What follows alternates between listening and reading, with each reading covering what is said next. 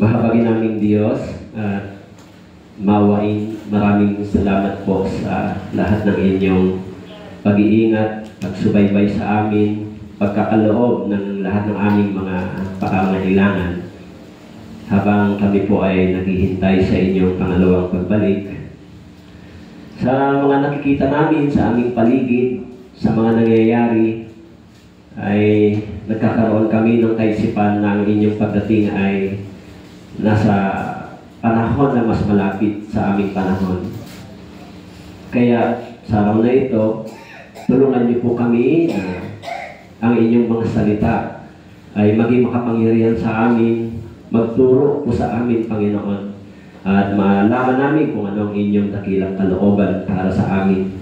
Upang sa inyong pagdating, kami po ay hindi magkaroon ng kahiyan sa inyong harapan. Kaya sa umagang ito, nagtitipon kami para sa inyong salita. Bigyan niyo po kami ng salita na nagmumula sa inyo. Tulungan nawa kami ng kapangyarihan ng Espiritu ng Diyos na siyang kumikilos sa bawat iglesia. Lahat ng bagay na maaaring maging hadlang, kayo po ang maglagay, Panginoon, ng kapangyarihan upang ang salita ay mas maging makapangyarihan sa amin. Salamat po sa araw na ito. Pakilagay din po ninyo ang salita sa bibig ng inyong lingkod. Maraming salamat po. Ito po ang aming dalangin sa pangalan ni Jesus. Amen. Okay? So, bago po tayo magsimula, ipapakita ko muna sa inyo yung video na isang alam nyo yung nangyayari ngayon sa California. Hindi ho ba? Tignan niyo muna yung issue. Kung meron bang aral sa buhay Kristiyano, yung ganitong okay. Teka.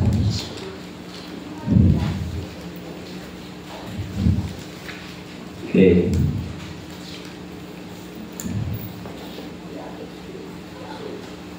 Sorry, wala pala dito. Okay.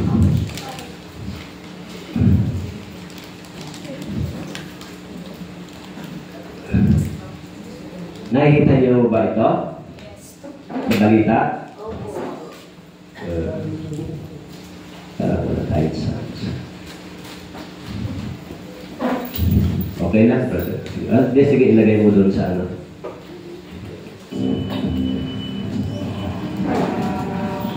Ito po ngayon yung news.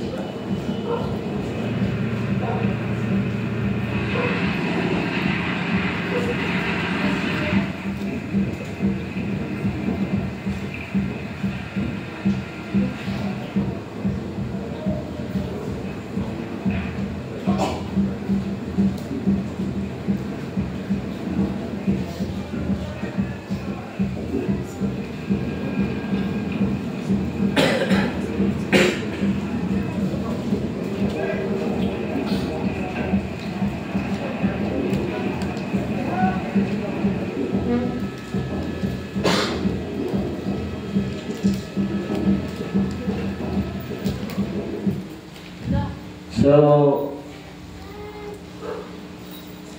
makikita natin yung hindi lang ito yung nangyayari sa mundo, hindi ba?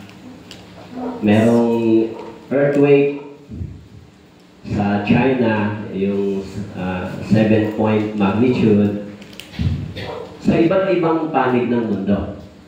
Okay. Iba-iba yung senaryo, yung volcano sumasabog, lahat ng mga nangyayari.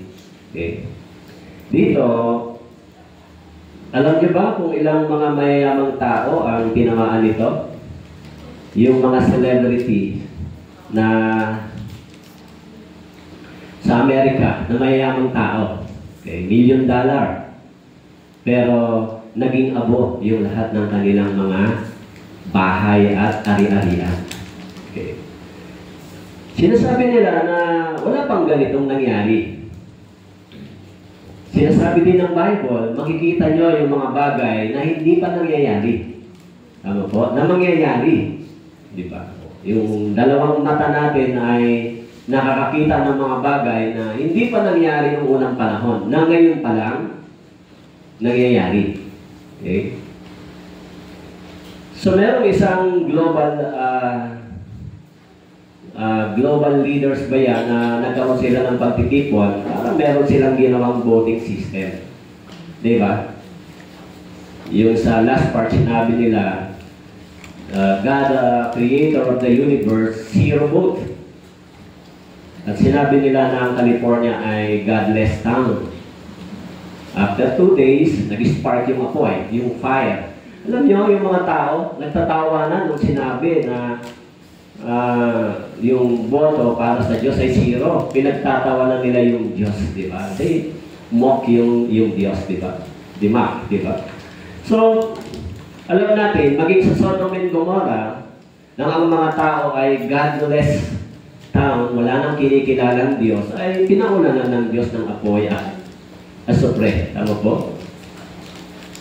Pero, siyempre, yung reflection nito sa atin bilang mga Kristiyano ay makita natin yung mga signs and wonders, mga signs na nakikita ng tao sa langit, iba't ibang pangyayari.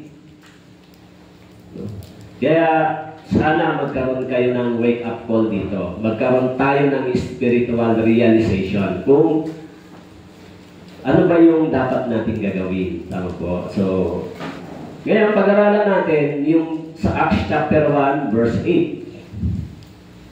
Okay? Sa Acts chapter 1, verse 8, okay? So, babasahin ko po sa inyo, Gawa, Kabanatang 1, Talatang 8. So, sabi po rito, ngunit tatanggap kayo ng kapangyarihan pagbaba sa inyo ng Espiritu Santo. At kayo magiging mga saksi ko sa Jerusalem, sa buong Judea at Samaria, hanggang sa kaduluduluhang bahagi ng lupa. Okay? Sa Acts chapter 1, verse 8, alam natin na si Jesus, no, ang ating Panginoon, nang dumating dito ay nangaral ng Ebanghelyo. Okay? Sa loob ng 33 years ay nangaral siya, ipinangaral niya yung Ebanghelyo. Sinimulang itayo yung iglesia, yung church sa Book of Acts. After 33 years, so, yung mga disciples ay tumanggap ng promise. No? Iniwan sa kanila ng Panginoon yung mission para ipangaral ang Ebanghelyo. Kaya kapag binabasa natin yung Book of Acts, ito po ay church history. O dito sa aklat ng mga gawa, mababasa natin yung tinatawag na Book of the Holy Spirit. Nang umakyat sa langit ang Panginoon, ipinangako yung banal na Espiritu sa mga disciples. Diba?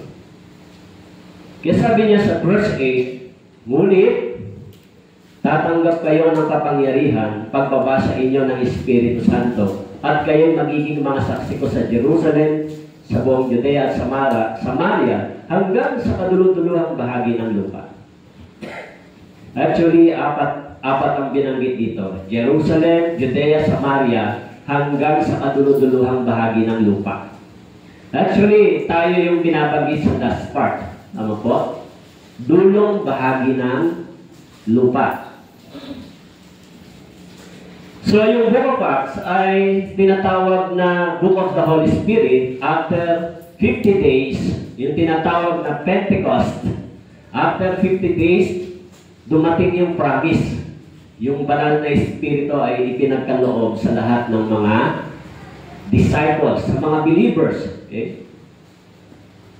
Nung dumating sa kanila yung banal na Espiritu, nagkaroon sila ng ano? Nagkaroon sila ng katapangan, ipalaganap at ipangaral ang Ebanghelyo. Yung mga disciples, naging bagong tao yung mga disciples. Noong una, meron silang fear. Nung si Jesus ipinako sa cross, iniwan nila ang Panginoon. Tama po? Iniwan nila ang Panginoon. Maging si Peter, binetray niya ang Panginoon. Subalit, nung muling nabuhay ang ating Panginoon at nagpakita sa kanila at ipinangako yung banal na Espiritu, nagkaroon sila ng katapangan sa kanilang mga puso. Naging bagong tao sila. Okay? Kaya, kahit maraming mga trials, persecution sa unang siglo ng pagpapahayag ng Ebanghelyo, ang mga naunang mananampalataya ay hindi po sumuko. Okay? Sa loob ng 300 years, no, after nang mamatay ang Panginoon, for almost 300 years, matindi yung persecution sa iglesia, di ba? Sa church. Pag binasa niyo yung Book of Acts, okay, hanggang naging emperor si Emperor Constantine.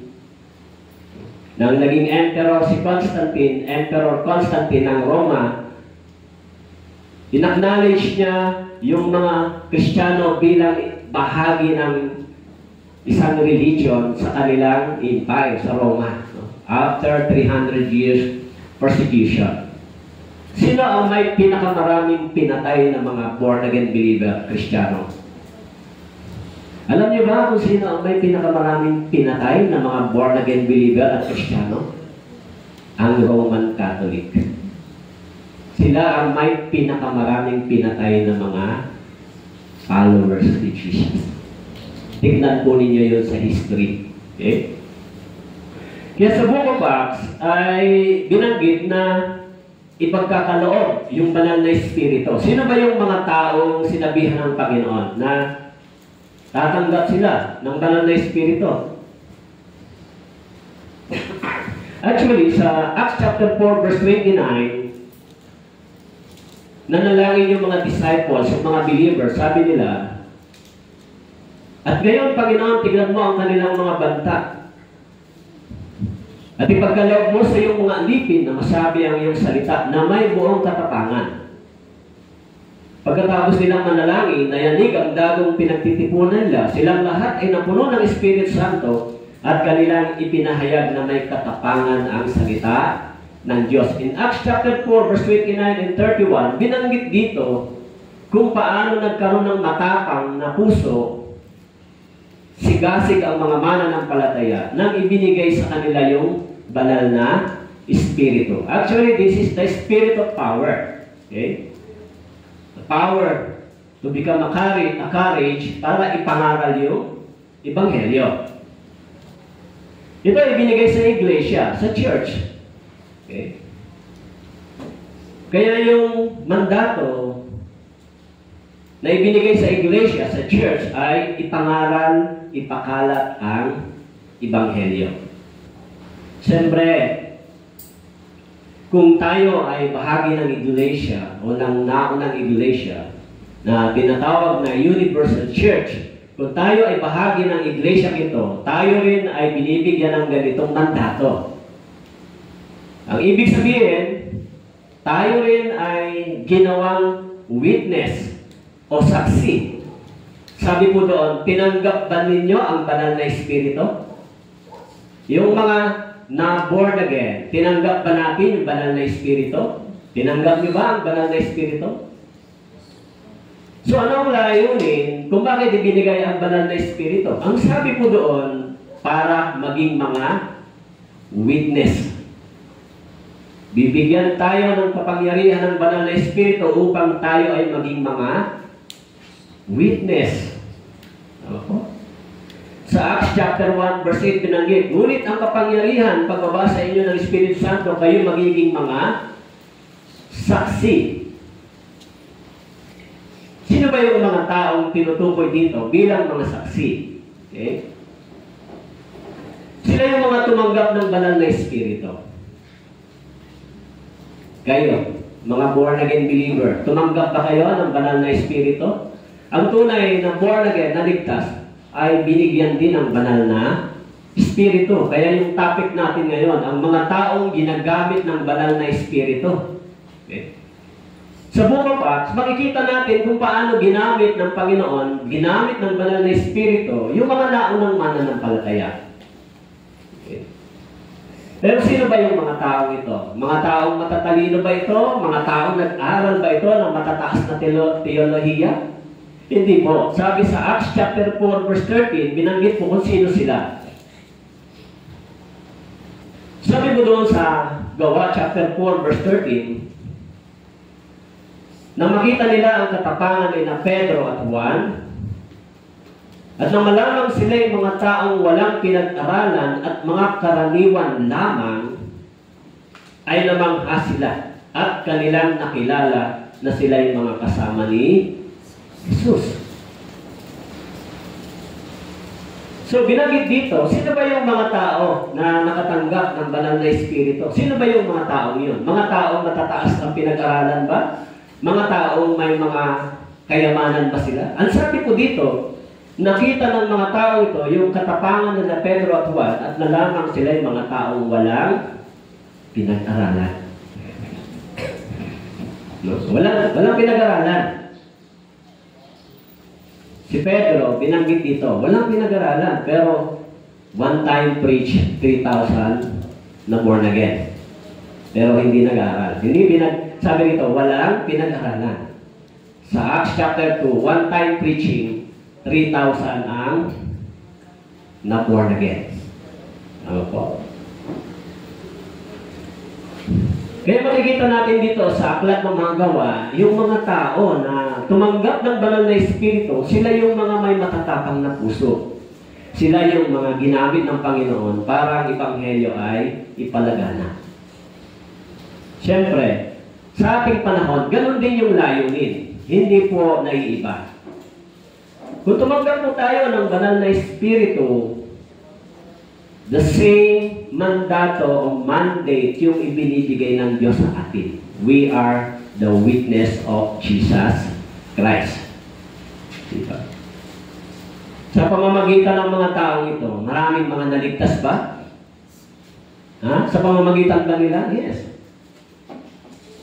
Maging si Jesus doon sa John chapter 17, chapter 7, verse 15, na siya ay nangaral sa mga Hudyo, namangha ang mga Hudyo na nagsabi sa John chapter 7 verse 15, paanong nagkaroon ang taong ito ng karunungan, gayong hindi naman nag-aral kailanman? Si Jesus. Yung mga Hudyo namangha sa kanyang karunungan. Alam nyo, yung mga taong ito, maging yung mga disciples, binigyan sila ng kapangyarihan para ipangaral yung Ebanghelyo. Maging witness, magpatotoo kung ano yung ginawa ng Diyos para sa kanila. Naiiba ba kayo sa kanila? Naiiba ba kayo sa mga taong ito? Naiiba ba tayo sa kanila? Kapag gising yung ating spiritual eyes, no? Kung gising yung ating mga spiritual eyes, sinasabi dito ni Pablo sa Thessalonican believer, kayo mismo ang nakakaalam. Tama po? Kayo mismo, nalalaman ninyo na ang ating Panginoon ay muling babalik. Pero siyempre, yung pagbalik ng Panginoon, may mga bagay na makikita tayo na palatandaan. Tama po? Kahit yung panahon ng mga disciples, 2,000 taon na ang nakakaraan. Subalit, sinabi ng Biblia na ang ating Panginoon ay babalik sa time, sa counting ng mundong ito, tsaka sa counting ng langit. No? Kung ikukumpara natin yung bilang ng existing ng mundong ito at tsaka sa kaharian ng langit, sabi ng Bible, 1,000 taon sa Panginoon ay isang araw lang. Tama po? 1,000 taon sa atin, one day lang sa Panginoon. Ibig sabihin, hindi pa tayo matagal nag-e-exist. Tama po? Sa paningin ng Diyos. Kaya sabi ng Bible, si Jesus, nang umakyat sa langit, muli siyang babalik, pero ibinigay yung mandato, yung mandate sa mga believers, ipahayag, ipangaral ang Ebanghelyo. At the same time, ibinigay yung banal na Espiritu sa kanila. Okay? Kaya yung mga tao ito na binigyan ng Diyos ng ganitong kapangyarihan, mga taong mga ano po, sa tingin ng sanlibutan, sila yung mga walang alam. Ano po? Yung itsura ng Christianity ngayon ay katulad ng isang entertainment. Okay? Pag tinignan natin, yung preaching ng gospel ay hindi para i-preach yung judgment, i-preach yung repentance, sin, and judgment in Christ. Ang purpose ng gospel, ng preaching sa ating panahon ay isatisfy yung mga listeners. Isatisfy yung kanilang tenga at yung kanilang desire. Yan ngayon yung preaching ng gospel. More on yung delivery ng gospel sa mga listeners ay isatisfy yung kanilang desire. Diba?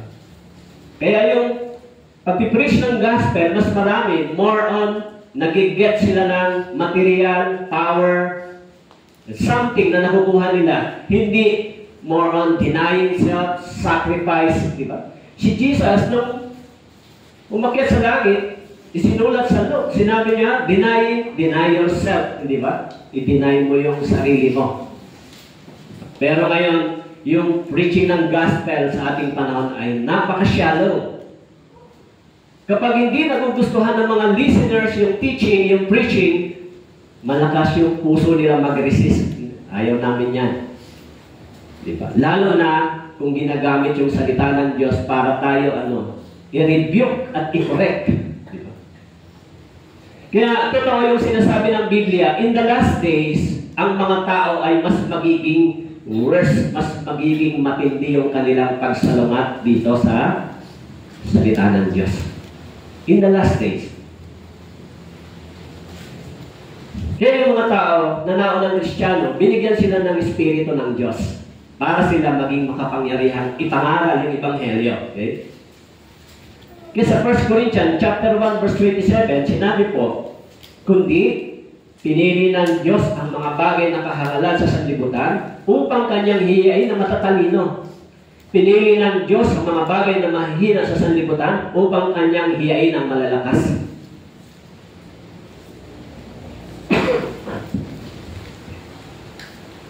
Magkaiba yung pagtingin ng tao at ng Diyos, tama po?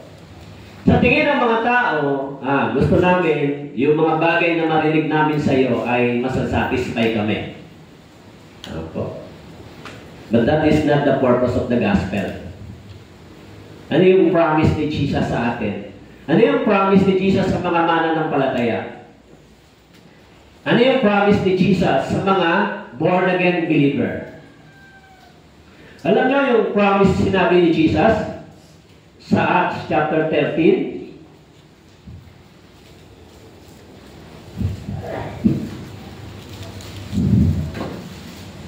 Sa Acts chapter 14, verse 22, sinabi po dito na pinalalakas ang mga kaluluwa ng mga alagad, pinapatatag ang loob nila, na manatili pa sa pananampalataya at sinasabi, sa pamamagitan ng maraming mga kapighatian, kailangang pumasok tayo sa kaharian ng Diyos. Actually, hindi maganda ang verse ito pagdating sa mga taong ayaw magsakripisyo para sa Ebanghelyo. Tama po? Ano ang sabi ni Jesus dito ng mga disciples? Sa pamamagitan ng maraming kapighatian. Maraming kapighatian, kailangang pumasok tayo sa kaharian ng Diyos. Pero sa ating panahon, hindi po ganito ang kaisipan ng maraming nagsasabing born again. Hindi po ganito sila mag-isip. Kapighatian, sakripisyo, hindi yan ang pangako ni Jesus. Ang pangako ni Jesus sa amin, wealth, good health, success, yung mga pangako ni Jesus, yun ang iniisip namin. Yung mga magagandang buhay, maraming pera, magandang bahay, masayang buhay, yan ang pangako ni Jesus na iniisip namin. Hindi maraming kapighatian. Kaya yung gospel sa ating panahon ay contaminated ng mga material promises. Kaya yung mga disciples, kung titignan po ninyo, hindi sila tumanggap ng mga ganong pangako. Tumanggap sila maraming persecution, suffering, sacrifice. Kaya sabi dito, sa pamamagitan ng maraming mga kapighatian, kailangan pumasok tayo sa kaharian ng Diyos. What do you think? Tingnan po ninyo, kayo, bilang mga ligtas. Tingnan ninyo yung nangyayari sa California, di ba? Maraming nagpatotoo, nagtitestify. Maraming mga celebrities, magkano yung mga bahay nila? $1 million ang ginastos nila, naging abo. Ano ang reflection? Pag iniisip ko yung ganitong bagay, lahat ng mga bagay na tinipon ng tao sa mundong ito ay magiging dahilan para sila magkaroon ng matinding kahirapan. Di ba? Magkaroon sila ng maraming pighati. Dahil saan? Dahil sa mga bagay na pinaghirapan nila na sa isang iglap lang ay naglaho sa kanilang mga kamay. Hindi ba napipighati sila? Napipighati sila sa mga bagay na nawala sa kanila. Pero never nilang na-realize yung kalagayan ng kanilang espiritu sa harapan ng Diyos. Ano po?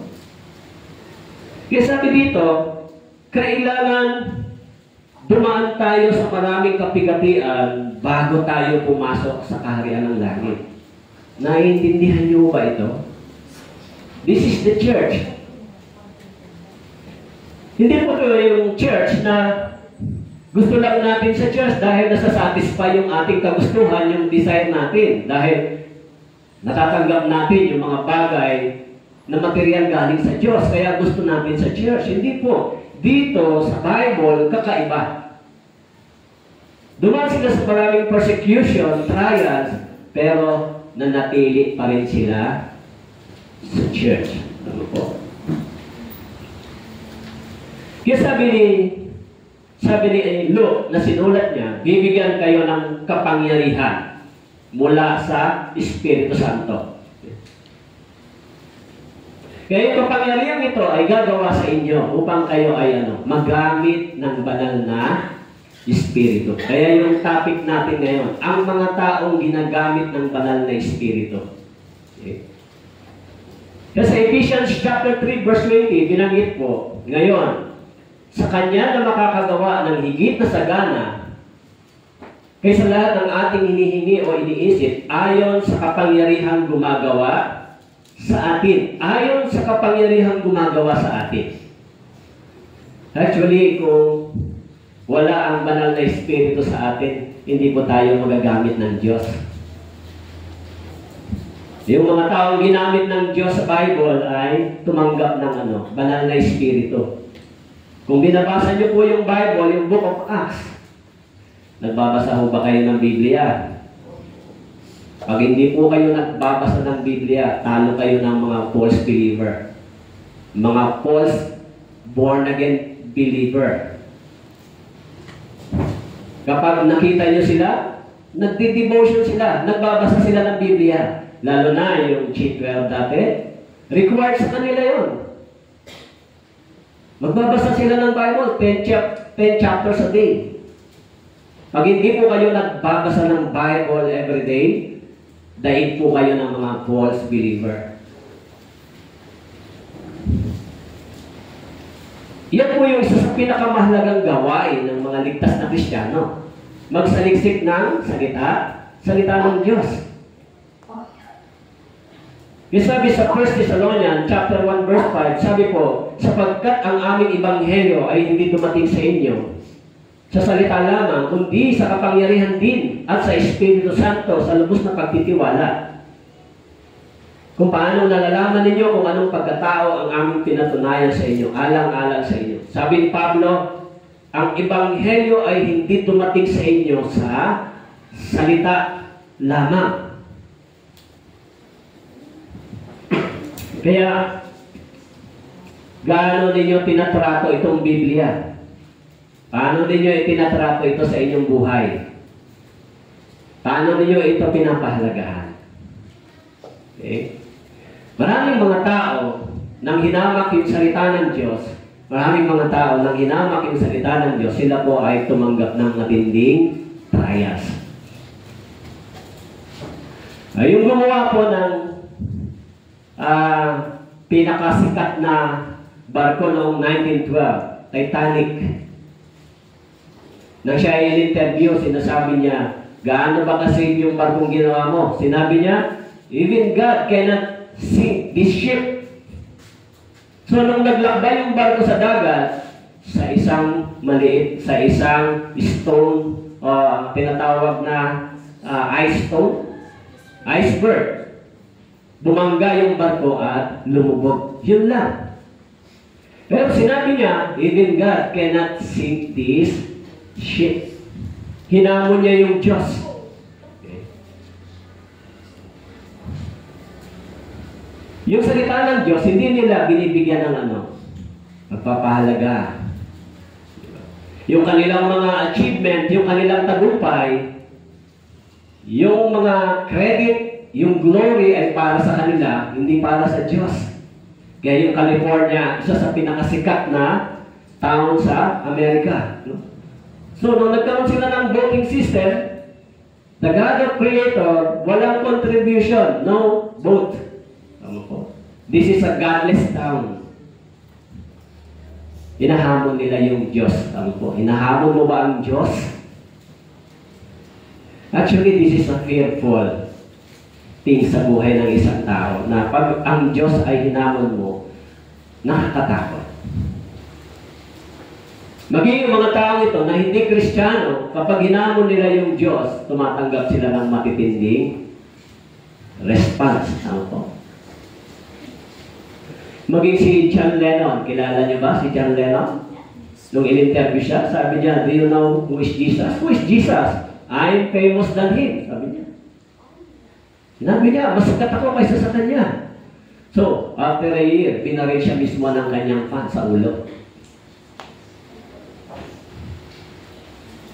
Kaya yung mga tao ito na lumait at humamak sa salita ng Diyos ay tumanggap ng matitinding response. Paano tayo? Yung mga believer, mga born again, paano kayo? Paano ninyo itinatrato ang salita ng Diyos sa inyong personal na buhay?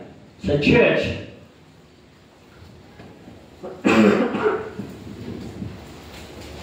sa Bible, maraming mga tao ang ginamit ng Panginoon, subalit hindi sila ginamit ng Diyos nang hindi sila binigyan ng Espiritu ng Diyos.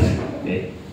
Sa 1 Samuel chapter 10, verse 6 and 7, sabi po, pagkatapos, ang Espiritu ng Panginoon ay makapangyarihang loob sa iyo. Magsasalita ka ng propesiya na kasama nila, magiging ibang lalaki. Kapag ang mga tandang ito ay nangyari sa iyo, gawin mo ang anumang nakikita mong nararapat sapagkat ang Diyos ay kasama mo. 1 Samuel chapter 10, verse 7, alam natin si Saul, siya ang unang hari sa bansang Israel. Okay? Nang tinawag siya ng Panginoon bilang maging hari, ito, pinili siya ng tao, sabalit in-approve siya ng Diyos. Kaya nang siya ay tinawag, binigyan siya ng Espiritu. At siya ay binigyan ng Espiritu ng Panginoon. Sabi sa verse 6, ang Espiritu ng Panginoon ay makapangyarihang lulukob sa iyo. Tama po? Sasama sa iyo. Kaya sabi po, si Saul, pagkatapos niya matanggap yung banal na Espiritu, ay naging isang bagong tao. Naging mas matapang. Tama po? Alam natin sa simula, si Saul, nung tinawag maging hari, nagtago siya, hindi ba? Sino ako? Hindi ako karapat-dapat dyan.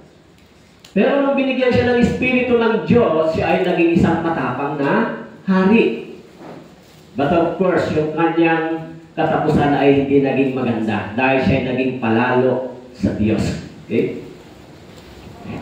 Maging si Haring David, bago siya naging hari, sa 1 Samuel chapter 16, verse 13, sabi po, kaya kinuha ni Samuel ang sungay ng lagis. Binuhusan siya sa gitna ng kanyang mga kapatid. At ang Espiritu ng Panginoon ay dumating na may kapangyarihan kay David. Mula sa araw na iyon, tumindig si Samuel at pumunta sa Rama. Lahat ng mga taong ginamit ng Panginoon ay binigyan niya ng banal na Espiritu. Ang Espiritu ng Panginoon. Kaya kung titignan natin, this is the same scenario sa ating panahon. Yung church, tama po? Yung mga born-again believer, binigyan ba tayo ng banal na Espiritu? Kung kayo po ay tunay na born-again, na ligtas, nasa sa inyo po ang banal na Espiritu. Pero kung wala po sa inyo ang banal na Espiritu, hindi po kayo totoong born-again believer. Kasi lahat ng mga naligtas ang sabi po sa Biblia, ay naging templo ng banal na Espiritu. At ang banal na Espiritu ito ay makapangyarihang gumagawa sa pamamagitan ng isang ligtas na Kristiyano. Kaya yung topic natin, yung mga taong ginagamit ng banal na Espiritu, even in the times of New Testament Church, nung nagsimula yung iglesia, ginamit ng Panginoon yung mga taong ito. Sino sila? Mga simpleng tao, mga walang pinag-aralan, hindi mga theologian to. Hindi po sila mga tapos ng masteral degree, PhD. Sabi ng Bible, sila ay mga simpleng tao. Subalit nung dumating yung banal na Espiritu sa kanila, sila ay naging mga makapangyarihang Kristiyano. Kaya yung nangyari sa panahon ng church. Sa ating panahon, this is the same, na dapat ginagamit tayo ng banal na Espiritu. Kaya sa Ephesians chapter 1 verse 13, sabi po, sa Kanya, kayo rin naman na nakarinig ng salita ng katotohanan. Ang ebanghelyo ng inyong kaligtasan, kayo na sumampalataya sa Kanya, ay tinatakan ng ipinangako Espiritu Santo. Sa Ephesians chapter 1 verse 13, ang mga believer, ang sabi po dito, sila ay tinatakan, sealed. The evidence of our salvation is the Holy Spirit. We are sealed by the Holy Spirit. Selyado. At yan yung ebidensya. Yan yung isa sa mga ebidensya na ikaw ay pupunta sa langit pag umalis ka sa mundong ito. At ang Espiritong ito na nasa atin, ang sabi po sa Biblia, ito po ay gumagawa sa pamamagitan natin. Hindi ba? Kaya sa Luke chapter 11 verse 13, sabi ni Jesus, kung kayo nga na masasama, ay marunong magbigay ng mabuting kaloob sa inyong mga anak, gaano pa kaya ang inyong Ama sa langit na magbigay ng Espiritu Santo sa mga humihingi sa Kanya? Nagbigay ng Espiritu Santo. Kaya yung mga ligtas na Kristiyano, gumagawa kasama ng Diyos, kasama ng banal na Espiritu. Okay? Kaya po, huwag natin kalilimutan. Ako bilang isang ligtas na Kristiyano, nasa akin ang banal na Espiritu. Kung hindi masasatisfy ang banal na Espiritu sa aking pagkatao, ako bilang isang Kristiyano, anong mangyayari sa akin? Sabi ng Bible, pag napipighati ang banal na Espiritu, nagsasuffer yung isang Kristiyano. Ano po? Dapat po ito maintindihan po natin. Maintindihan po ninyo. Huwag natin ituring na isang simpleng pag-aaral, kaalaman lang yung sinasabing ito ng Biblia sa atin. Huwag po natin isipin na ito ay pumapasok lang sa tinga natin at lalabas sa kabila. Mga brothers and sisters, habang papalapit ang Panginoon, habang pabalik ang Panginoon, ang pangangaral ng Ebanghelyo ay mas nadiin, mas detalyado. Bakit po? Dahil darating ang araw, yung mga tao na nakikinig ng salita ng Diyos ay pwedeng maligaw. Ano po? In the last days, may mga tao na ang hinahanap nila is to satisfy yung kanilang craving ay for their tinatawag na fleshly desire. Para sa mga worldly desire. Dito sila nasa-satisfy. Hindi sila nasa-satisfy sa mga spiritual things.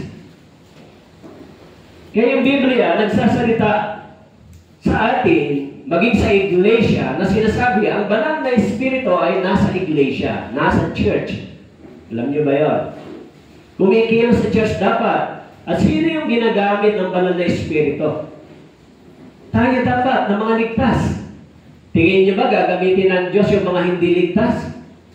Sa nakikita natin sa ating panahon, gagamitin ba sila? Actually, hinihintay sila ng Diyos mag-repent, manumbalik sa Diyos. Kaya sabi po, sa John chapter 14 verse 26, subalit, ang mga aliw, ang Espiritu Santo na susuguin ng Ama sa aking pangalan, siya ang magtuturo sa inyo ng lahat ng mga bagay. Magpapaalala sa inyo ng lahat ng aking sinabi sa inyo. Kaya yung banal na Espiritu, ang sabi po rito, siya yung nagpapaalala at nagtuturo sa atin. Tinuturuan tayo. Yun yung gawain ng banal na Espiritu. Gamitin tayo para maluwalhati yung pangalan ng Diyos. Kaya, sabi ko dito,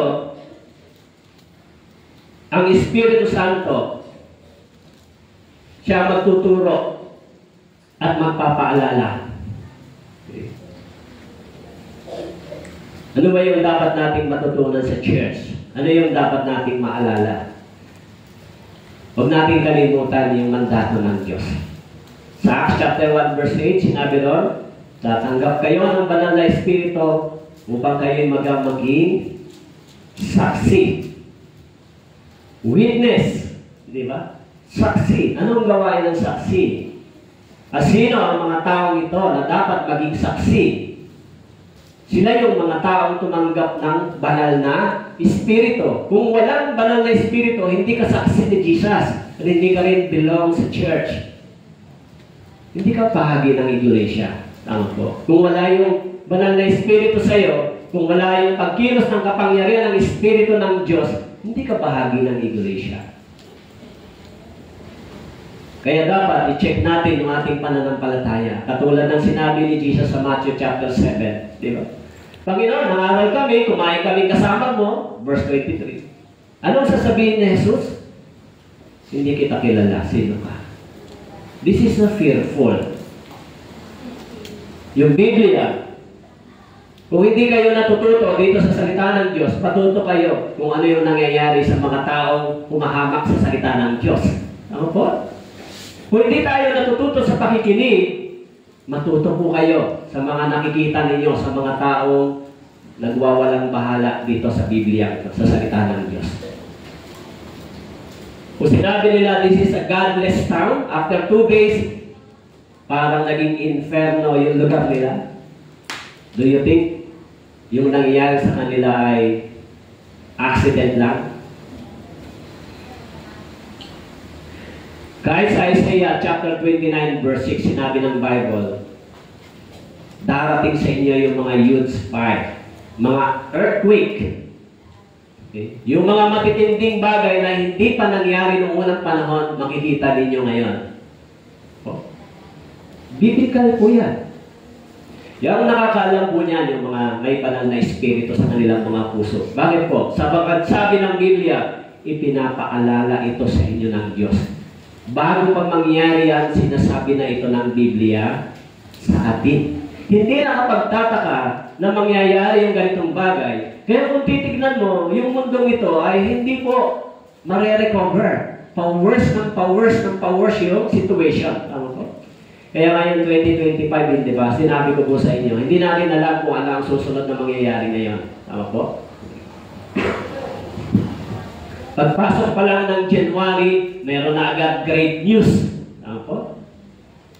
Kung gano'n sa buong taong ito, marami pang mangyayari nang hindi inaasahan. Tama po? Kumbaga, pasimula pa lang yan. Pasimula pa lang. Kaya sabi po, yung banal na espiritu, ibinigay sa atin para daw ano? Magpaalala sa atin. Magpaalala. Turuan tayo. Yan ang sinasabi po ng Biblia. Kaya sabi po doon sa Acts chapter 2 verse 33, kaya't yamang pinarangalan sa kanang kamay ng Diyos, tinanggap mula sa Ama ang pangako ng Espiritu Santo, ibinuhos niya ito na pawang nakikita at naririnig ninyo.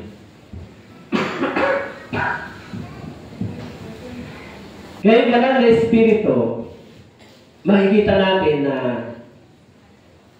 gumawa po ito sa iglesia, sa naunang iglesia, sa church. Nang itinayo yung iglesia, ang banal na Espiritu po ay gumawa sa mga mananampalataya noong unang panahon. Hanggang sa ating panahon, ang Espiritu ng Diyos ay gumagawa sa iglesia, di ba? Alam natin yung church, ito yung mga grupo ng mga born-again believer. Sa tingin po ninyo, sa 7 o 8 billion population ng tao sa mundong ito. Sa tingin nyo, marami ba yung mga ligtas? Marami ba yung mga pupunta sa langit? Actually, sa Bible, binabanggit kaunti lang. Kaunti lang. Kaya yung mga tao ito nakakaunti, ito yung mga taong nagtitiis, naghihintay, nagsasakripisyo, gumagawa sa Ebanghelyo. Kaya yung salitang pagdurusa at kahirapan na binabanggit na kapighatian, wala po ito sa mga taong walang banal na espiritu. Ang kapighatian, pagtitiis, pagsasakripisyo, wala po sa mga taong may banal na espiritu.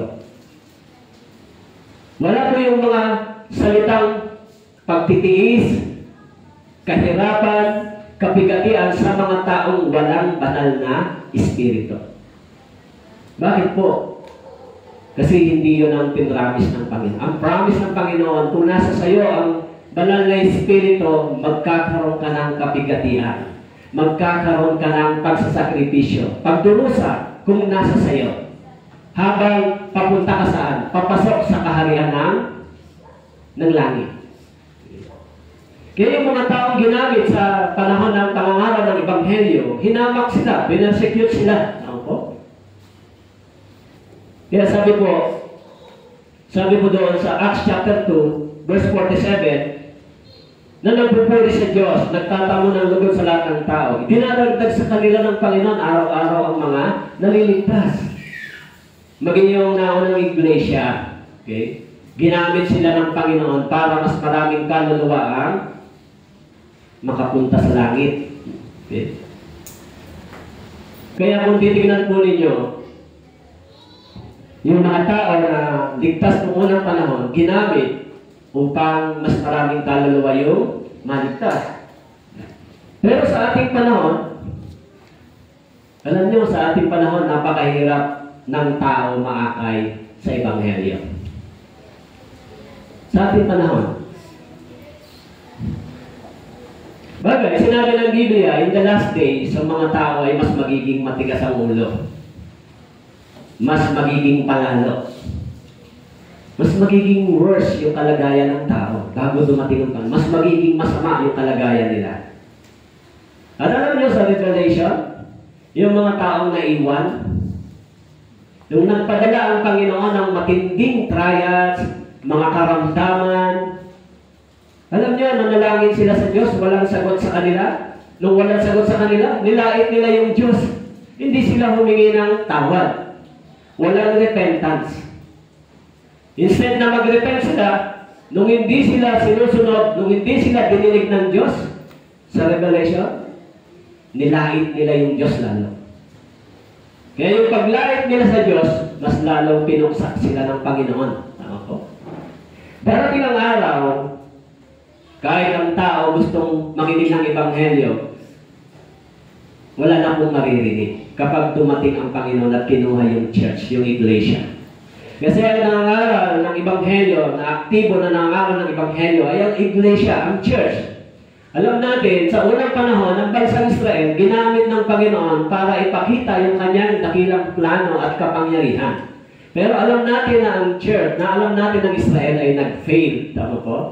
Nung nag-fail sila, dumating ang ating Panginoon, itinayo yung church, yung iglesia. So, yung plano, yung promise, yung purpose, para sa pagpapahayag ng Ebanghelyo, ibinigay sa church. Kahit sa ating panahon, ang bansang Israel ay hindi kumikilala kay Jesus, halos yung population. Kaya yung mga tao, pag nakita natin sila,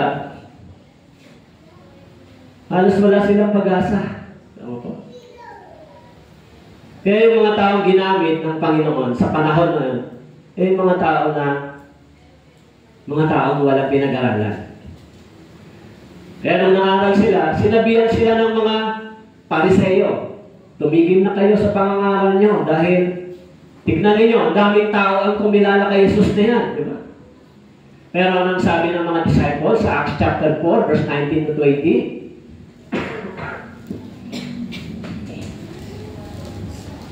Sabi po sa Gawa chapter 4, verse 19 to 20, ngunit sumagot sa kanila si Pedro at si Juan, kung matuwid sa paningin ng Diyos na makinig muna sa inyo, sa halip na sa Diyos, kayo ang pumatol. Sabagat hindi maaari hindi namin sabihin ng aming nakita at narinig. Sabi ng mga disciples, kung matuwid sa paningin ng Diyos na makinig muna sa inyo, sa halip na sa Diyos, kayo ang pumatol. Kaya, kayo po, anong boses ang mas malakas na nagpapasunod sa inyo? Di ba? Anong boses, anong salita ang mas malakas na nagpapasunod sa inyo? Yung boses ba galing sa sarili nyo? O yung boses ba ng sanlibutan ito na nagsasabi sa inyo? O yung boses ng salita ng Diyos? Eh, mga tao, minsan, hindi sila nakikinig sa Biblia. Nakikinig sila sa tinig ng kanilang sariling tenga. Huwag mong gawin yan. Huwag kang magsimba. Huwag kang magbasa ng Biblia. Huwag ka sumunod sa pastor. Pakinggan mo lang sinabi ng pastor, huwag ka sumunod, pag-uwi mo, mali ka sa dati. Sino ba nagsasabi niyan sa inyo?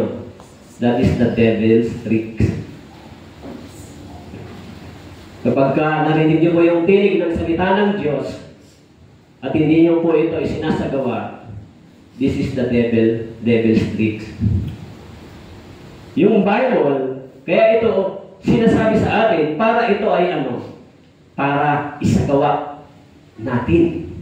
Kaya sinabi ng Biblia sa mga Israel, kung susundin ninyo ito at gagawin ninyo, kayo ay pagpapalain. Kaya may kwento minsan, may kwento. May isang tao at isang nagsasabi sa kanya, papaalam siya, pupunta ako sa church. Wag kang pumunta dyan. Baka malaman mo yung katotohanan. Sabi naman nung siya, hindi, gusto kong makinig. O di sige, pumunta ka doon, pero pagdating doon, makinig ka lang, pagkatapos, wag mong gawin. Pumunta ka lang, kasi hindi ka mapigilan di ba? Pero pagdating doon, makinig ka lang, pero pag alis mo, kalimutan mo na lahat ng iyong mga narinig. Sige, pinapayagan na kita, pumunta ka na doon. Sa tingin nyo, sino ang nagsasabi niyan sa inyong tenga? Ang Diyos? Sinasabi ba ng Diyos sa atin yan sa tenga natin? Makinig ka ng Biblia, pagkatapos kalimutan mo na. Actually, sabi sa John chapter 14 verse 26, siya ang nagtuturo at nagpapaalala sa atin. Kaya, minsan, hindi ba, biktima tayo ng sarili nating maling kaisipan. Di ba? Kaya sinasabi ni Pablo, huwag tayo mahusay magsalita. Huwag tayo mahusay magpatotoo. Mahusay tayo gumawa. Mahusay tayo magpagamit sa banal na espiritu. Kaya sinabi po ng Acts chapter 4 verse 19, sabi ni Pedro at Juan, kung matuwid sa paningin ng Diyos na makinig muna sa inyo, sa halip na sa Diyos kayo humatol. Kaya yung mga preacher na mga binabayaran, yung mga preacher na tumatanggap at binabayaran, hindi sila pwede magsalita ng katulad sa sinasabi ng mga disciples. Pag nangaral sila ng kasalanan, pag nirebuke nila yung mga brothers and sisters, kapag sinaway nila sa kanilang mali, pag sinabi nila yung mga bagay na hindi na nagusto sa tenga, matindi yung resistance. Po? Ayaw nila ng ganong bagay. Di ba? Kaya kapag yung church, yung iglesia, tignan po ninyo kung paano nangaral si na Pablo. Anong sabi ni Pablo sa mga Israelita? Kayo mga Israelita, matitigas ang mga ulo ninyo. Kayo ang unang binigyan ng pangako, pero kayo mismo ang mga sumusuway dito. Ano po?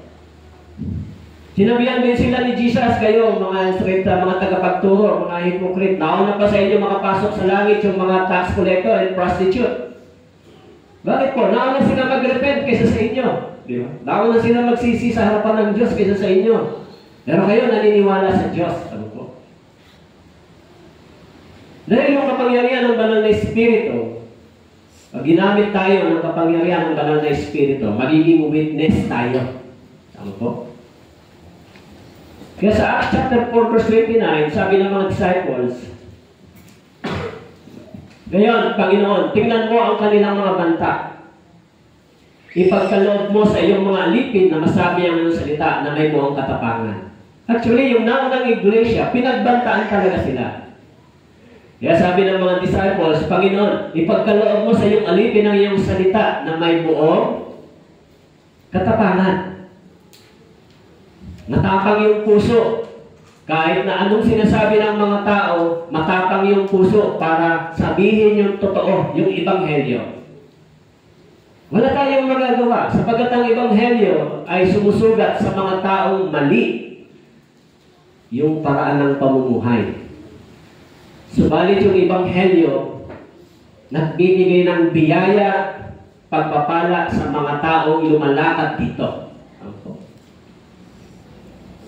Kaya yung ating bibig, hindi pwedeng selyuhan ng kung sino man. Lalo na kung ang sasabihin mo ay para sa kalwalhatian ng Diyos. Kasi sabi ron, tayo ay witness. Binigay yung kapangyarihan ng banal na Espiritu. Okay?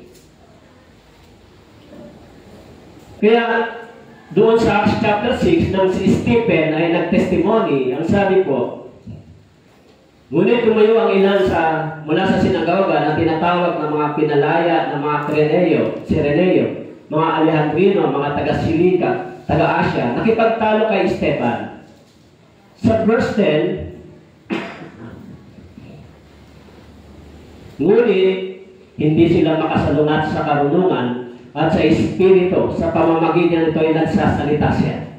Alam mo si Stephen nung nag-testify? Si Esteban, sa Acts chapter 6, chapter 7, yung testimony ni Stephen, alam niyo ba? Nung nag-testimony si Stephen, ang sabi, walang makasalungat sa karunungan at sa Espiritu, sa pamamagitan nito ay nagsasalita siya. Hindi makasalungat sila kay Stephen. Bakit po? Sabagat ang Espiritu ng karunungan, ibinigay kay Stephen. Yung Espiritu ng katapangan, ibinigay ng Diyos sa kanya. Kaya sa Luke, binanggit din, sinasabi doon, kung kayo ay usigin sa mga sinagoga, huwag kayong matakot.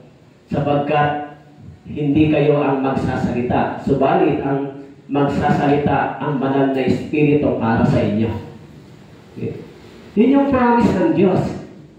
Para tayo maging witness, yun yung sinasabi ng Biblia. Kaya kung wala sa atin ang banal na Espiritu, take note, brothers and sisters, kung wala sa atin ang banal na Espiritu, hindi tayo magagamit ng Diyos. Kasi yun yung ginamit ng Diyos. Mga tao, tumanggap sila ng kapangyarihan ng banal na Espiritu. Kaya kahit na hindi nyo bigyan ng time yung sarili nyo salisikin, ako ba ay ginagamit ng banal na Espiritu?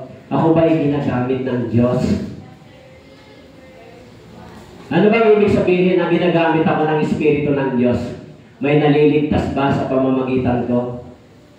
Sa testimony ko, ako ba ay nagiging witness ni Jesus Christ? Nagiging witness ba ako? Kung hindi po kayo convicted sa ganon, mga brothers and sisters, umiyak kayo sa Diyos.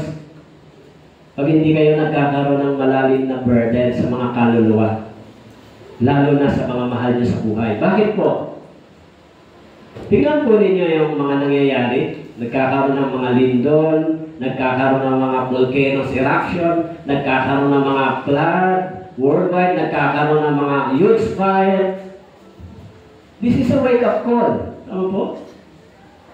Parang sinasabi na sa atin ito, magmadali kayo. Huwag kayong magbagal-bagal. Magmadali kayo. Huwag na kayong lumingon pa. Ano po?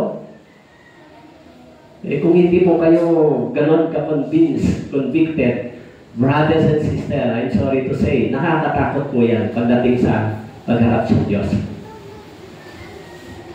Kasi, yun yung church eh. Sabi ng sa Ezekiel, sabi ko doon, ikaw bantay. Diba? Sa Ezekiel, binanggit, ikaw bantay. Pag hindi mo binalaan ang mga taong ito at mapahamak, mananagot ka sa kanyang dugo. Alam nyo, pag pinag-iisipan yung mga bagay na ito ay nakakatakot sa Panginoon. Hindi ba? Kaya yung mga taong ginamit dito, binigyan sila ng kapangyarihan ng salita ng Diyos. Ano ba yung kapangyarihan? No? Yung salitang power na binanggit sa Acts chapter 8, sa Greek word, ginagamit itong salitang dunamis, which also means dynamic.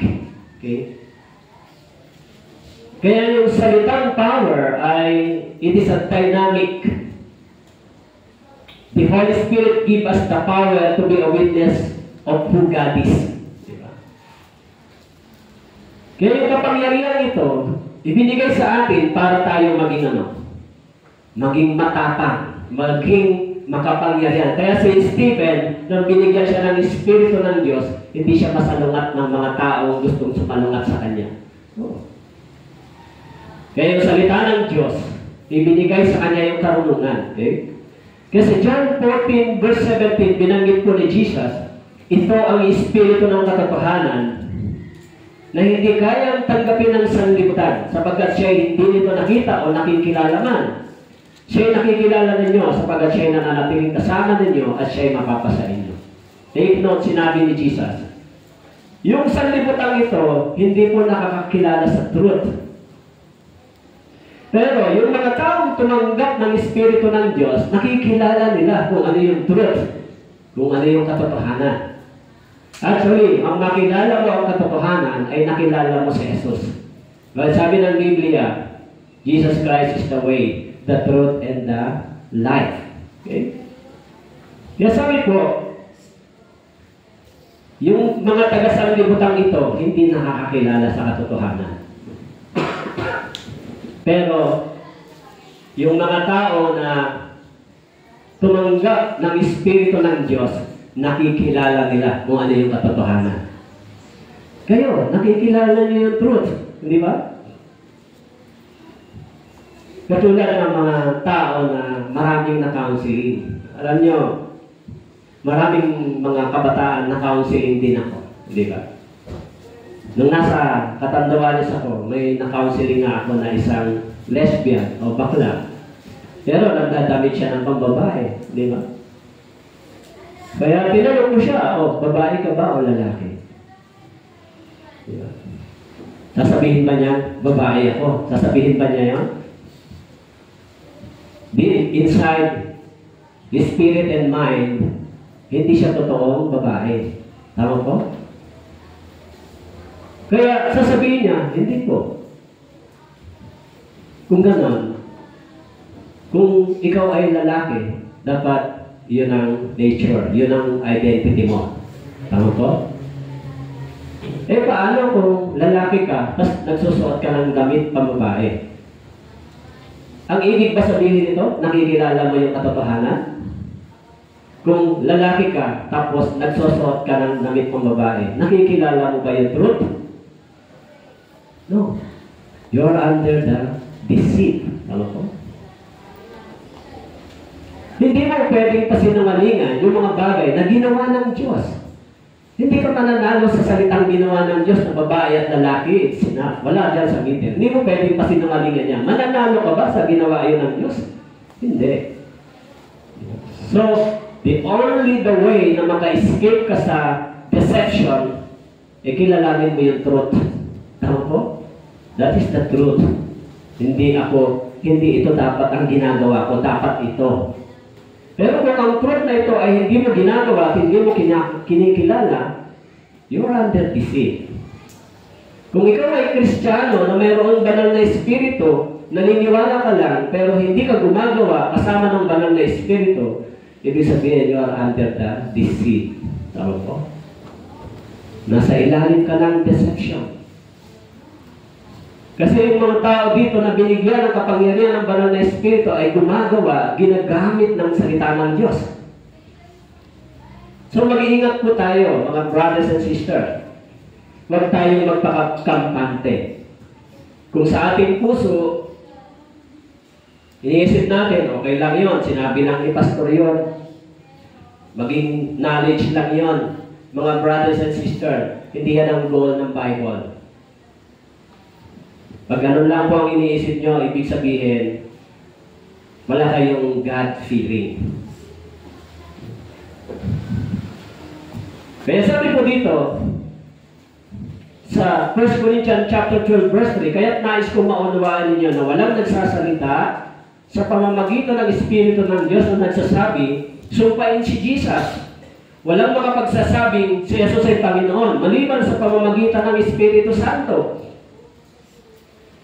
Sabi sa 1 Corinthians chapter 12 verse 3, kaya't nais kong maunawaan ninyo na walang nagsasalita sa pamamagitan ng Espiritu ng Diyos na nagsasabi, sumpain si Jesus.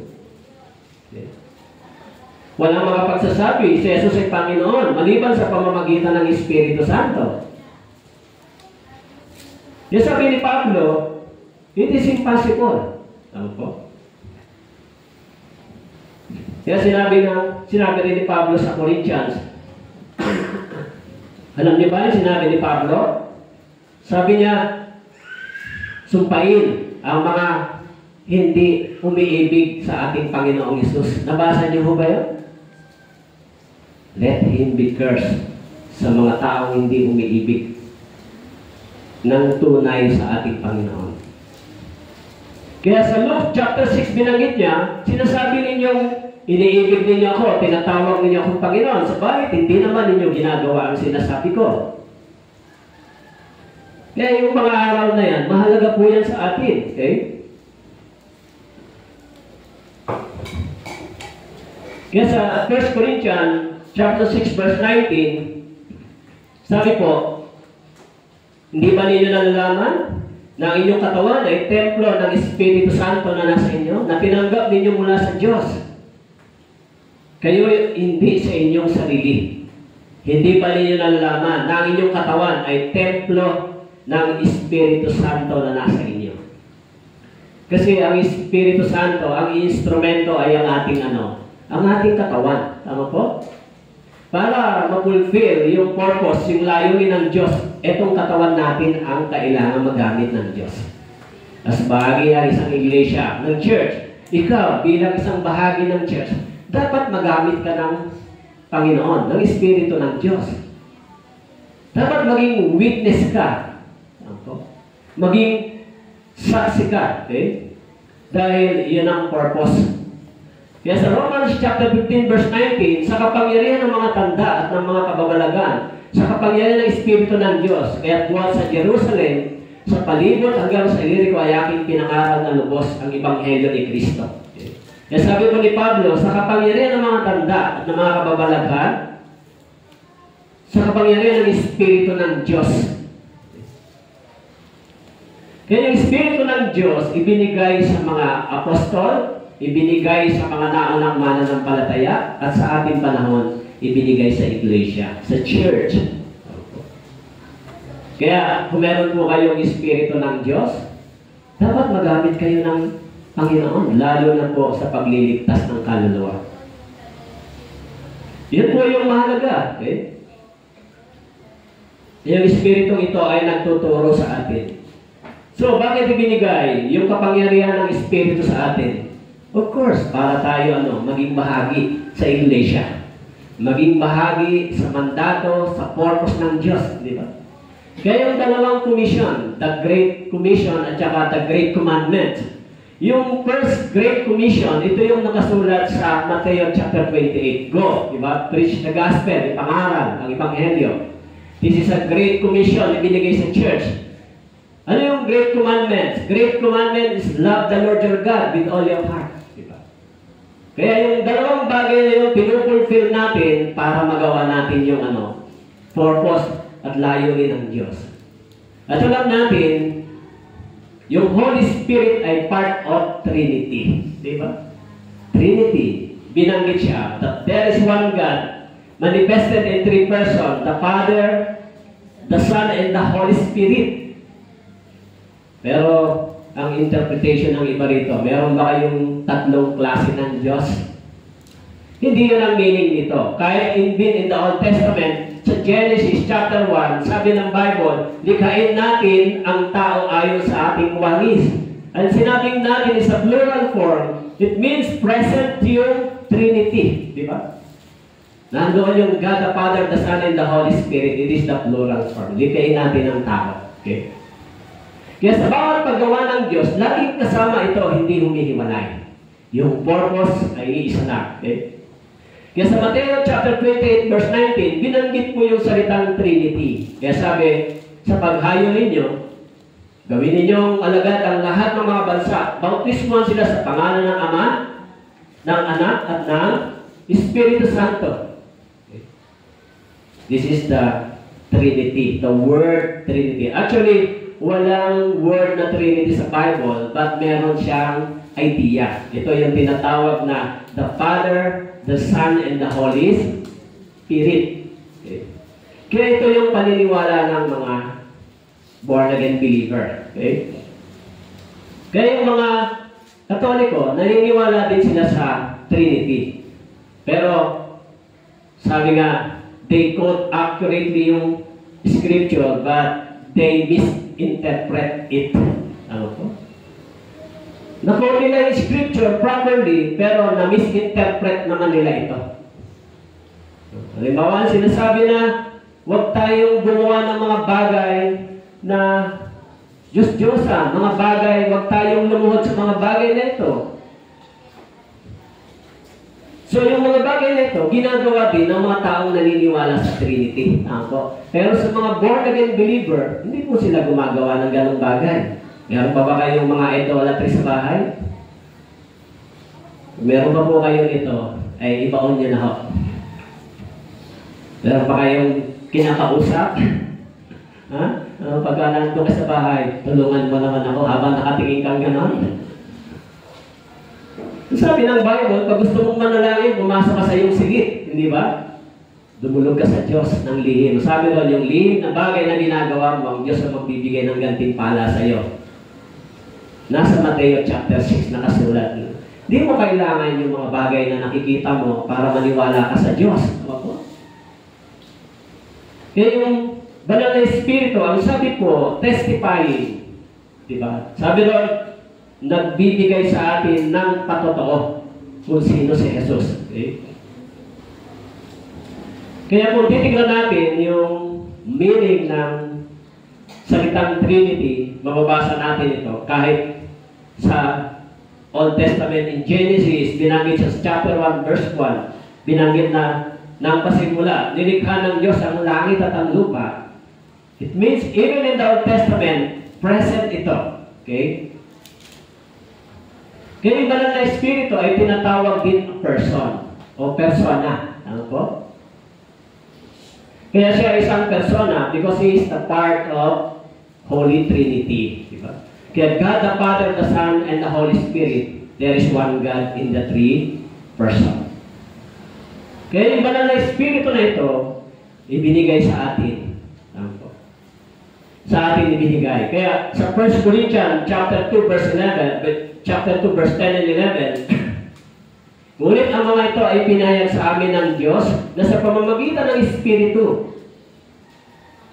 Sabagat sinisiyasat ng Espiritu ang lahat ng mga bagay, maging ang malalim na mga bagay ng Diyos, sinisiyasat ng Espiritu. Di ba?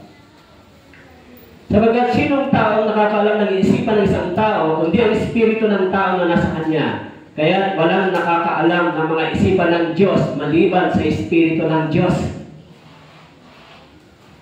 So kaya, huwag tayong malito. Yung iba, ang iniisip nila, bakit pa ang mga Kristiyano meron kayong tatlong Diyos? Hindi po. Iisa lang ng Diyos. There is one God. Kasi sinabi rito, yung Espiritu ay isa person. Hindi siya power. Hindi siya essence. Hindi siya emotion. The Spirit is a person. Kaya ibinigay sa atin. Okay? Kaya binanggit sa 1 Corinthians chapter 12, verse 11, ang sabi po, ang lahat ng ito ay pinakilos ng iisa, gayon Espiritu. Iisa at gayon Espiritu na namamahagi sa bawat isa ayon sa pasya ng Espiritu. It means yung Holy Spirit is a person, siya yung nagbigay ng mga gifts sa 1 Corinthians chapter 12. Kaya sa 1 Corinthians chapter 12, mababasa natin yung gifts of the Holy Spirit. Okay? Iba't ibang klase ng gifts, pero ang sabi, ito ay pinagkakaloob ng banal na Espiritu sa atin. And then the Spirit, He has a mind. In Romans chapter 8, verse 27, binanggit, ngunit ang Diyos na sumisiyasat ng mga puso ay nakakaalam kung ano ang kaisipan ng Espiritu sapagkat siyang namamagitan dahil sa mga banal ayon sa kalooban ng Diyos. The Spirit, sabi rito, He has the mind. Okay. Sabi, siya ang sumisiyasat sa mga puso, nakakaalam kung ano ang isipan ng Espiritu. The Spirit of the mind of the Spirit. Okay.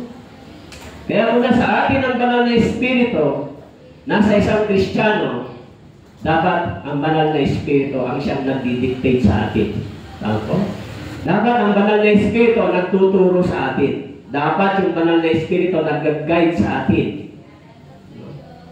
Kasi kung hindi po tayo tinuturoan, ginaguide ng banal na Espiritu, tulad ng sinabi ko po sa inyo.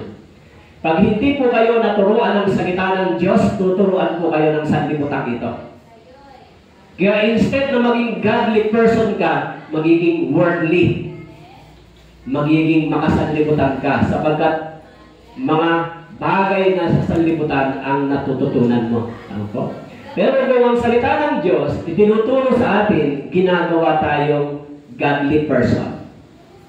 Kaya yung mga kabataan, kung yung salita ng Diyos ay tinatanggap natin, pinamumuhay natin, ginagawa tayong maka-Diyos na tao. Maka-Diyos na kabataan. Okay? Kaya sa Romans chapter 15 verse 30, binanggit po, ngayon, isinasamo ko sa inyo mga kapatid, alang-alang sa ating Panginoong Kristo at sa pag-ibig ng Espiritu. Okay? So, yung Espiritu ng Diyos ay may pag-ibig sa atin. Sabi ito, sa pag-ibig ng Espiritu. Na kayo magsikap na kasama ko sa inyong mga panalangin sa Diyos para sa akin. So, the Holy Spirit, He loves us, especially yung church. Ano po? Dahil yung banal na Espiritu ay nasa iglesia. Okay. Nasa church. Kaya sa John chapter 15, sabi po, subalit, verse 26, kapag dumating na ang mga aliw na aking susuguin sa inyo mula sa Ama, ang Espiritu ng katotohanan na mula sa Ama, siya magpapatotoo tungkol sa akin. Isa sa mga gawain ng banal na Espiritu ay mag-testify. Ang sabi po dito, sabi po sa John 15:26, kapag dumating ang mga aliw na aking suguin sa inyo mula sa Ama, ang Espiritu ng katotohanan na mula sa Ama, siya ang magpapatotoo. Okay? Nagte-testify. Tungkol kanino? Tungkol kay Jesus. Tungkol sa gawa ng Diyos. Okay? Kaya yung Espiritu ng Diyos ay nagsasalita hindi para sa kanyang sarili. Yung Espiritu ng Diyos ay nagsasalita para sa patotoo tungkol sa Diyos at tungkol kay Jesus. Kaya sinasabi po dito, ang banal na Espiritu ay nagpapatotoo. Nagtitestify. Sino ang kanyang pinapatotohanan? Ang gawain ng ating Panginoon at ang gawain ng Diyos. Kaya sabi mo roon sa John 15:26, na mula sa Ama, siya ang magpapatotoo tungkol sa akin. So, yung banal na Espiritu, nangungusap ba sa mga born-again believer? Ha? Yung banal na Espiritu? Nangungusap ba sa atin? Yes, through the words of God. Actually, Sa Acts chapter 13 verse 2, ang banal na Espiritu ay nagsalita kay Pablo at kay Silas. Okay? At kay Bernabe. Sabi po, samantalang sila'y sumasamba sa Panginoon at nag-aayuno, sinabi ng Espiritu Santo, ibukod ninyo para sa akin sina Bernabe at Saulo sa gawain itinawag ko sa kanila. Actually, pag binasa niyo po, ginadlangan din sila ng Espiritu ng Diyos pumunta sa isang isla. Tama po?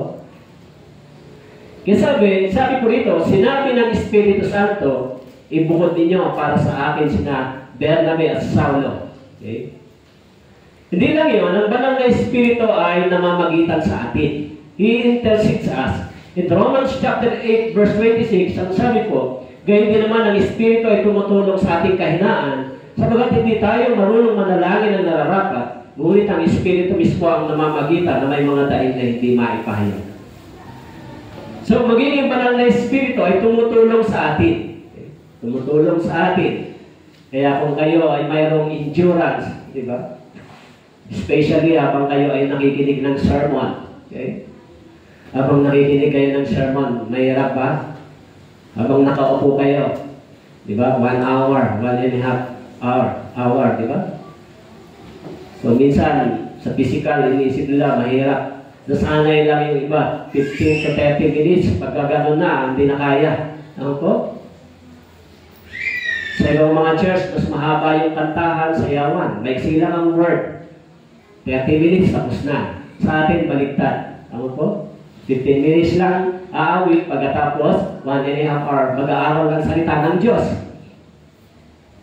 Na kung ang inyong katawan, magsasabi sa inyo, tumayo ka na dyan at napapagod na ako makinig. Laging tumataing yung ating flesh sa pakikinig, tama po? Pero dapat sabihin nyo, manahimik ka muna para ang salita ng Diyos ay makapaggawa sa akin. Tama po? Kahit na minsan, pakiramdam natin, parang pakiramdam ko, parang hindi ko kaya magbasa. Alam nyo, yung emotion, ginagamit ng diablo. Magbabasa ng Biblia sa umaga o magbabasa ka ng Bible, parang pakiramdam ko ayaw magbasa ng isip at katawan. Sino ang nagsasabi na? Mararanasan niyo po yan. Tutoksoy kayo ng diablo. Huwag ka na magbasa, pagod ka na. Diba? Mararanasan niyo rin yung mga bagay-bagay na temptation sa inyo. Huwag ka na pumunta sa church kasi malayo. Lahat ng comfort sa ating physical, ino-offer nino. Ino-offer ni Satan. Tama po? Lalo na pagtungkol sa spiritual nating pangangailangan. Kahit ako, naranasan ko, alam nyo, wala akong tigil. Within this week, 7 sermon gagawin mo. Araw-araw. Pakiramdam mo, pagod na, hindi ka pa pagod. Kailangan mo pa magbasa, mag-aaral. 7 sermon. 7 session. Kasi nagawa ako ng sermon dito, tapos sa Balila, tapos yung ating Christian Living, 5 session. Tama po? 7 sermon gagawin mo. Kaya pakiramdam, sinasabi ng katawan mo, pahinga ka na, tapos na. Pero hindi. Sinasabi lang yun ng katawan mo, pero ang totoo, yung espiritu mo ay gusto pang gumawa. Tama po? Kung sinasabihan niyo yung physical niyo, manahimik ka muna at kailangan ko pang mabusog sa salita ng Diyos, titigil po yun. Titigil. Pero pag in-entertain niyo yung katawan niyo at sinabi sa inyo, pagod ka na, di ba? Huwag ka na sumunod sa salita ng Diyos, pagod ka na. Simula na yon ang pagbagsak ng inyong spiritual life. Kasi sino ang nagsasalita sa inyong tenga nun? Di ba? Natitiyak ko na hindi sinasabi ng Diyos sa atin yun. Dahil yung mga naunang mananampalataya, hindi sila tumigil. So dapat, tignan natin, nasaan ba yung pagnanais natin? Nasaan yung mga desire natin? Mas malakas ba yung desire natin ang hiwalay sa salita ng Diyos? Kaya, alam natin kung willing yung ating espiritu, sabi po, ang espiritu ng Diyos ay tumutulong. Sabi ni Jesus sa mga disciples, manalangin kayo sapagkat ang espiritu ay willing, subalit ang katawan, ang ating laman ay mahina. Ano po? Magising tayong mga Kristiyano. Huwag tayong matulog para sa salitang ito. Bakit po? nakikita natin yung malalapit na pagdating ng Panginoon, dapat gising tayo. Alive tayo sa spiritual na bagay. Kasi isang bagay na nakakatakot po yan. No? Huwag natin isipin na okay lang, yung wala akong ginagawa, hindi ako kumikilos, tapos darating ang Panginoon. Mga brothers and sisters, pag ganyan ang inyong kaisipan, sino ang naglagay niyan sa isipan ninyo?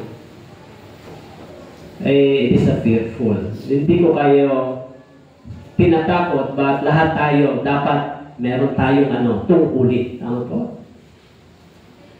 Maging si Pablo, sinabihan siya ng banal na espiritu. Sinabihan siya, bukod ninyo para saan si Bernabe. Okay? At yung banal na espiritu ay nag-i-intercede sa atin. Hindi lang yun. Ang banal na espiritu ay nagtuturo din sa atin. Tinuturuan tayo. In John chapter 16, di ba? John 14 verse 26, ang Espiritu ng Diyos natuturo sa atin, sa iglesia. Okay?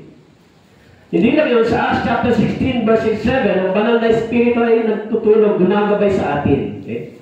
Sa Acts chapter 16 verse 6, sabi po, naglakbay sila sa lupain ng Phrygia, Galatia, dahil pinagbawalan sila ng Espiritu Santo na ipangaral ang salita sa Asia. Nang sila dumating sa tapat ng Mysia, pinagsikapan nila makapasok sa Bithynia, ngunit hindi sila pinahintulutan ng Espiritu ni Jesus. Sa Acts chapter 16 verse 6, dito may guidance sa kanila ang banal na Espiritu kila Pablo. Sabi po, pinagbawalan sila ng Espiritu Santo na pumunta sa Asia, ipangaral ang salita sa Asia. Ibig sabihin, this is the guidance of the Holy Spirit. Acts chapter 16 verse 6. Kaya tayo, dapat ginagabayan tayo nito. Pinapatubayan tayo ng Espiritu ng Diyos. Kapag ang ating Espiritu ay willing, ang ating katawan ay susunod. Alam niyo ba yun? Yung ating katawan walang buhay. Tama po? May buhay ba yung physical? Walang buhay. Ang physical ay sumusunod lang sa ating Espiritu. Kaya dapat tayo ang nagdidikta. Yung ating Espiritu ay nagdidikta sa ating katawan. Ako? Kapag hindi ganon,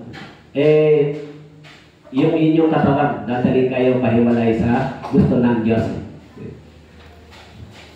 Yung dati, pagka yung unang punta ko dyan sa Batang, sa tingin ko, napakahirap. Napakahirap pumunta dahil akyat baba. Pero yung hirap pala na yun sa physical na. Pagka ang Espiritu mo ay willing, kaya naman yan, yung kahirapan ng katawan ay nalimutan na. Na-enjoy na lang maglakad everyday. So, ibig sabihin, kung willing ang Espiritu, gumagaang yung kahirapan ng ating physical. Depende yan sa mindset. Yung mindset natin, di ba? Kapag inalagay na natin sa ating isipan yung tinatawag na block, mahirap yan, inunahan ng ganito, walang pagtatry, hindi, kaya yan. Sumusuko ka agad. So, madali lang nag-give up sa mga bagay-bagay. Okay? So, yung Holy Spirit ay nangungusap at sometimes He can be grieved by us. Diba?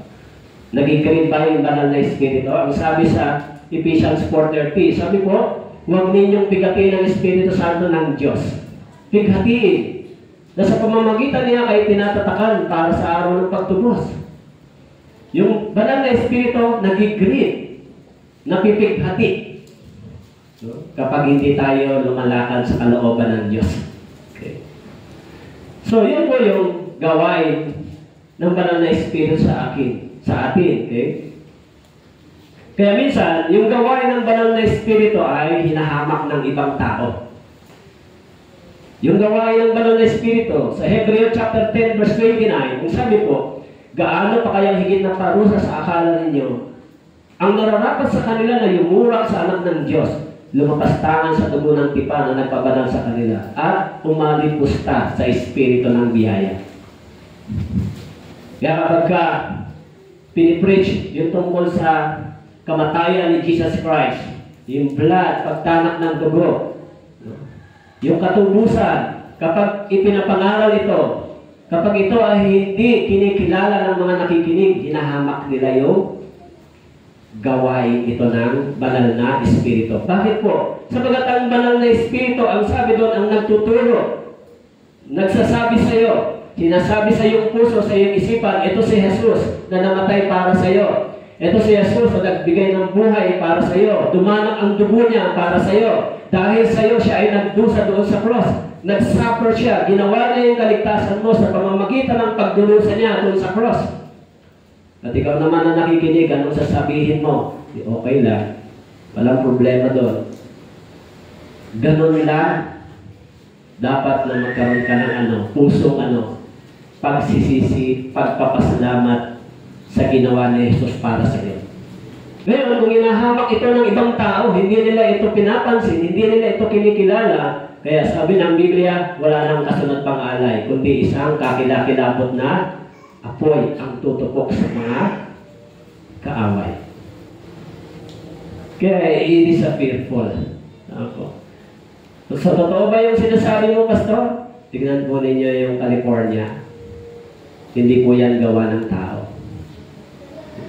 Tignan po ninyo yung lindol sa China, sa Tibet. Hindi lang doon, buong mundo, lindol sa Japan, buong napakaraming mga kung ano-anong nangyayari ngayon sa mundo na sinabi ng Biblia, makakakita kayo ng mga bagay na hindi pa nangyayari noong unang panahon. Nakikita natin ngayon. Ano po? Kaya pag ako nakikita ko sa news yan, pumapasok sa isip ko, kawawa yung mga hindi paligtas. Kung bigyan tayo ng marami pang lakas, humayo tayo. Tama po? Hanggang may lakas tayo magagawa. Kasi bakit po? Yung manifestation, yung realization natin, ang Panginoon nagpapakita sa spiritual eyes. Nandiyan na siya, nakatayo sa pintuan. Tama po? Lahat ng mga bagay na nakikita natin, binanggit ng Biblia. Hindi po yan ngayon lang natin nalaman. Before pa sinabi na ng Bible. Kaya ho, mga brothers and sisters, dapat tayong gamitin ng banal na Espiritu para sa kaligtasan ng iba. May mga tao ba na naglait sa banal na Espiritu at namatay? Yes. Si Ananias, yung mag-asawa. Tama po? Sa Acts chapter 5, naglait sila sa banal na Espiritu. On the spot, namatay sila sa panahon na yun. Okay? Sabi na ni Pedro, Ananias, bakit nagpatay ka kay Satanas? Nagsinungaling ka sa Espiritu Santo, itinago mo ang bahagi ng pinagbilangan lupa. Nagsinungaling siya sa banal na Espiritu, kaya bumagsak siya. Sumunod yung asawa. Nabasa niyo ba sa Acts chapter 5? Pwede mangyari, di ba? Kaya, may mga tao na hindi nila nakikita na pwedeng mangyari sa kanila. Okay? Kaya mga brothers and sisters na dapat nating isipin, ginagamit ba ako ng Espiritu ng Diyos? Yung iglesia, yung church na ito. Kaya yung church na ito ay hindi po accident na naitayo dito. Dahil yung Ebanghelyo dumating dito. Tama po? Kaya sana, bago tayo humarap sa Diyos, no? Tandaan natin yung topic natin. May mga taong ginagamit ng banal na Espiritu. Dapat ang tanong, ako ba, ginagamit ba ako ng banal na Espiritu? O iba ang gumagamit sa akin? Tama po? Kapag ginagamit tayo ng Espiritu ng Diyos para sa kaligtasan ng mga kaluluwang ito, ipahayag ang Ebanghelyo, well done. Dahil maging sa Bible, sa Acts, kung babasahin nyo, dumami yung mga kaluluwang naligtas dahil yung mga taong naunang naligtas, ginamit ng banal na Espiritu. Binigyan sila ng kapangyarihan para maging matapang at magpatotoo. Huwag niyo pong kalimutan yung aral na yan. In the last days, huwag niyo pong kalimutan magkaroon ng ganong kaisipan. Panginoon, ako ba'y ginagamit mo pa sa iglesia o hindi? Kaya, hindi ba? Sa church, may mga matatagal at mga bagong ligtas. Yung mga matatagal na, dapat meron kayong malalim na realization sa Panginoon. Habang tumatagal, dapat mas naging deeper mas naging masipag kayo at aktibo kayo sa paglilingkod sa Panginoon habang tumatagal. Pero yung iba nangyayari habang tumatagal, unti-unti nawawala sila doon saan? Nawawala sila doon sa paggamit ng Diyos. Ganun yung nangyayari sa iglesia. So dapat habang tumatagal tayo, nagiging makapangyarihan tayo at ginagamit tayo ng Ebanghelyo para magkaroon ng kaligtasan ng iba para sa pamamagitan natin.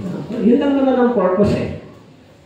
Sabi nga nung isang nag-preach, kung tayo wala nang layunin pagkatapos ng kaligtasan, pagkatapos natin maligtas, patay na tayo, uwi na tayo sa langit. Wala naman tayong gagawin dito na pagkatapos maligtas, tama po? Pero sabi ng Biblia, naligtas tayo, tapos hindi pa tayo uwi sa langit dahil may layunin at may purpose pa ang Diyos para sa Ebanghelyo. Kaya tandaan natin, maging gising tayo. Mag-pray kayo, Panginoon, ako ba ay ginagamit mo? Ako ba ay nagiging pakinabang sa iglesia na itinayo mo? Kayo yung tumingin sa inyong sarili. Sa 1 John chapter 13, binanggit yun. Diba? Suriin natin ang ating sarili bago tayo marap sa Diyos. Tayo po'y manalangin. Panginoon, nagpapasalamat po kami sapagat ang inyong Espiritu ay pinagkaloob po ninyo sa amin at sa iglesia upang hindi kami matisib. Tulungan niyo po kami na maging malalim ang aming kaisipan at pananampalataya sa inyong salita. Hanggang sa dumating po kayo, abutan niyo po kami nagtatapat. Gumagawa kasama ng Espiritu ng Diyos sa iglesia. Maraming salamat po. Ito po ang aming dalangin sa pangalan ni Jesus. Amen. Thank you very much.